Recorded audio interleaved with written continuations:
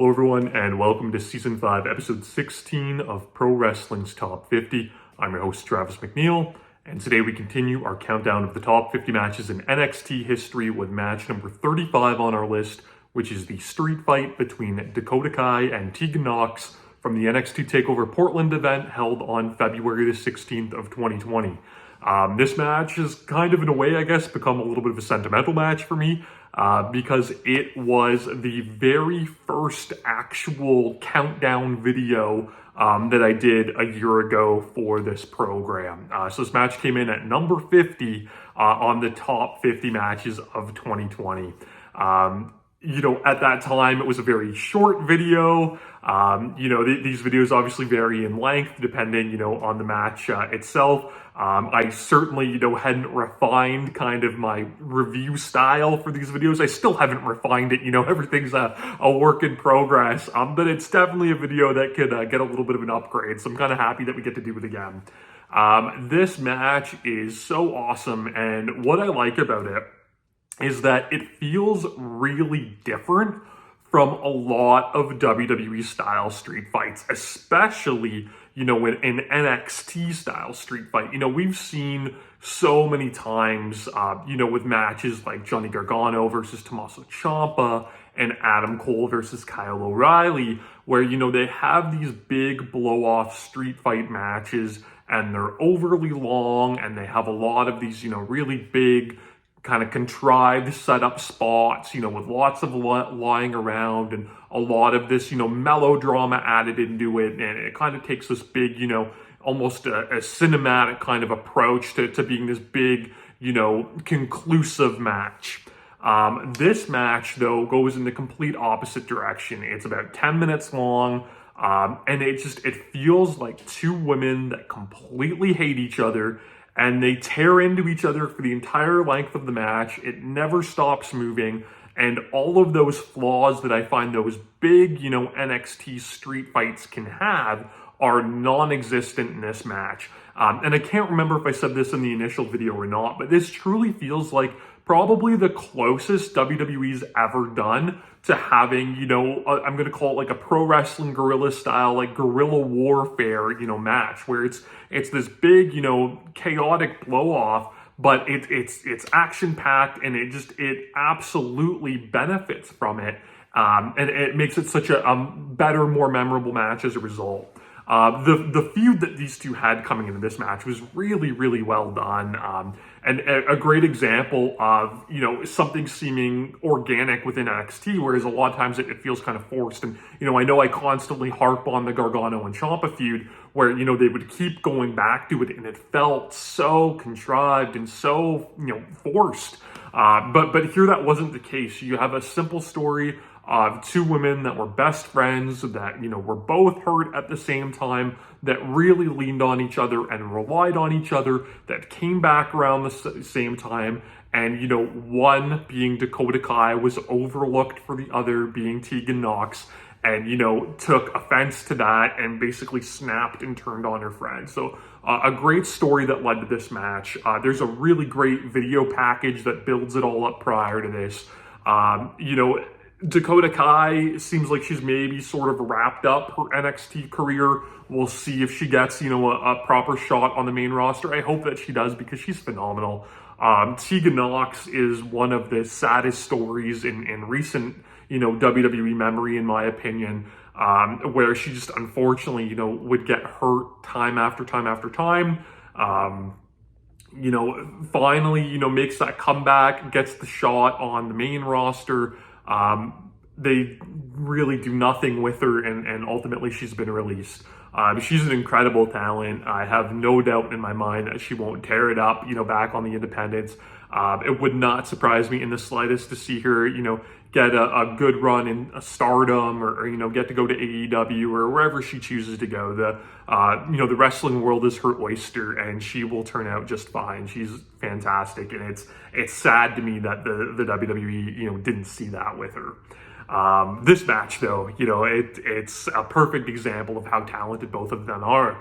And we get that awesome street fight visual where, Dakota Kai's in like cut off jeans and a t-shirt, and Tegan Nox is, got like leather pants on, and it's not their typical, wrestling attire, which I always appreciate, in a street fight. And right from the jump, this match is awesome, and it's heated because Dakota Kai jumps Tegan during her entrance. Tegan kind of fights back and spears her through a barricade, goes to basically give her like a fireman's carry on that same barricade, and Dakota turns it into a DDT. And in a little thing that I loved about this match, this is this heated grudge match. Dakota got the jump and got destroyed with this spear through the barricade. So the second after she hits that DDT, she rolls Tegan Nox in the ring and she goes for the pin. And she only gets two. But it's this little story that I love of, the heel basically biting off more than she can chew and realizing like, I tried these underhanded tactics. They didn't work. I almost got caught sleeping and destroyed. So maybe I need to end this match. And I loved it. It was such a little thing, but it works so great in the overall context of the match and the story and Dakota Kai's heel character.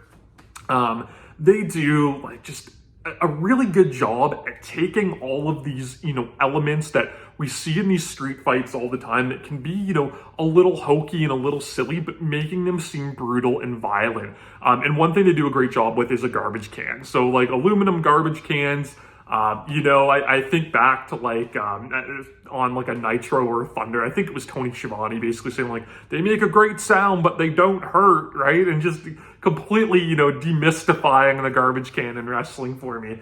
But they're weapons that are used all the time that, they don't look forceful, but they do such an excellent job using it as a spot, for spots here. There's a point where Tegan puts it over Dakota Kai's head, leans her up against the ring steps, and basically hits like an imploding like cannonball into it, which was wicked. There's another spot where Tegan's going in like for a charge on the floor, and Dakota kind of like pops her up onto the ring apron and just blasts her in the head with a garbage can, which was brutal. Dakota Kai is an amazing bumper. She's got, this little frame that she has no problem throwing on her head. And she takes a brutal German suplex on her head on a garbage can. That was great. They're given this silly spot with a cricket bat, and I remember talking about this in my first video, where they have a cricket bat, playing up, from where they're from in the world, and it's set to break across the ring post. And spots like that can look so comical and so fake, but they nail the timing of it here perfect. And it looks like Dakota Kai tried to take off Tegan Nox's head with this damn cricket bat, missed, hit the post, and it broke, and the force of the shot broke it. So they do a really good job at taking something that could look goofy and, adding it into this match and, it having matched the intensity that they've brought to the entire match. Tegan Nox goes for her shiniest wizard move that she does. She misses that, and Dakota Kai busts out. I don't know if she has a name for it. I call it the kill switch. So shout out to Jason Hades, who was the first person I ever saw do this move, many, many years ago. But it's basically like that flipping double underhook, like lung blower she does, almost like a Canadian destroyer, but with the lung blower on it. So she hits that for two, which was a good near fall. Tegan Nox ends up fighting back, and something again that I think, makes this match so much better than some of its comparative matches is there's a point where she wraps Dakota Kai's head in a steel chair and she goes for, like a Randy Orton style punt. And she has that brief moment of hesitation where, she thinks like, this was my best friend. Like, do I want to do this? Do I want to go that far? And I feel like if this was a main event level match in NXT, it would be this overly long, like, what am I doing? Forced crying, like all of this business around it.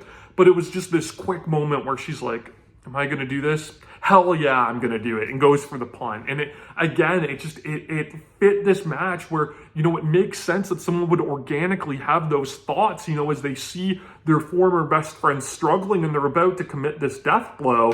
But they didn't elongate it. They didn't make it silly. They didn't overact it. And it's a really good testament to just how much better these matches can be you know, if you eliminate all of that stuff and just let them feel like how they should feel. So she ends up missing the punt because of that slight hesitation, which was great. And Dakota Kai just blasts her with a Yakuza kick into her head with a chair. And then proceeds to like tape her arms to the ring post and just start nailing her with the Yakuza kicks again, which was awesome. Basically showing, you know, Tegan had that hesitation, but Dakota has none of that. She's going to kick you in the head until you're dead, more or less. And it leads to a really kind of awesome finish where Tegan Nox is able to grab like a laptop at ringside. And as Dakota's coming in for one of those Yakuza kicks, she just blasts her in her surgically repaired knee with a laptop. She grabs a chain from under the ring and just uses the chain to pulverize her knee. She's punching at her knee with the chain and wrapping the knee in the chain and trying to take the knee brace off to really just inflict that damage. She wraps the knee in a chair and stomps on it, so that playback, you know, to the punt with the head through the chair. She nails her with the shiniest wizard. But then what cost her earlier in the match and almost cost her, you know, everything with that hesitation, it now plays the opposite role, which I thought was so clever, where there's no hesitation in her attack. She knows, I'm going to destroy this woman. She's no longer my friend. I'm going to end her career like she tried to end my career back at War Games when she attacked her in the shark cage. You know, Tegan Nox has this moniker of Lady Kane. She was inspired by Kane as a child. So she goes for a very classic Kane move, the Pillmanizing of the neck.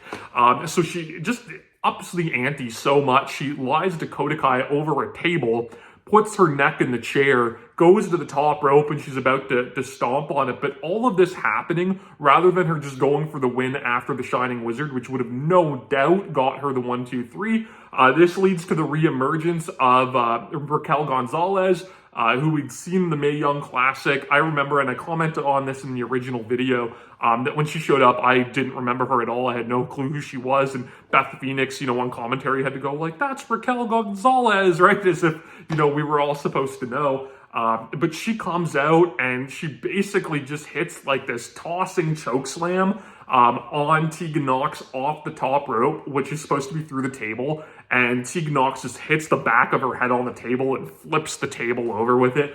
It is so nasty and brutal, and it's this perfect, you know, unintentional or not, you know, thankfully she made it out, you know, relatively unscathed. But it's this perfect cherry on top of this brutal finish to this brutal match that just felt so different. Not everything needs to hit perfect. That recklessness, it really adds to the overall package. And that allows, you know, Dakota to crawl over and get the 1, 2, 3, sneak away with the victory. Tegan loses nothing in the loss because she should have had the match won, but she let the rage get the best of her, which also, you know, enhances the character of this slimy heel that is Dakota Kai. Paired her with Raquel, which was a great fun, you know, kind of Shawn Michaels Diesel sort of pairing, and it led to a huge push for Raquel Gonzalez, where 1 year removed from this match, she would be winning the NXT women's title, and at the point of me recording this video, looks like she's about to head on to the main roster. So this match accomplished so much in only a 10-minute package. It's one of my favorite, you know, hardcore style street fight matches in recent WWE memory. You know, I've said it a couple times, but it feels so different to a lot of these matches. The women went out there and smashed it. They're both incredible talents. I love this match. It was number 50 for 2020, and it's number 35 in overall NXT matches. It just shows you the quality that this one had, and it will live in my memory for quite some time. You can relive this match, of course, on Peacock. If you're outside of the US, you might be able to find it on the WWE Network. You can subscribe to my channel here on YouTube so that you never miss a video. Follow me on Instagram and Twitter at Wrestling50. And please join me again tomorrow as we continue to count down Pro Wrestling's Top 50.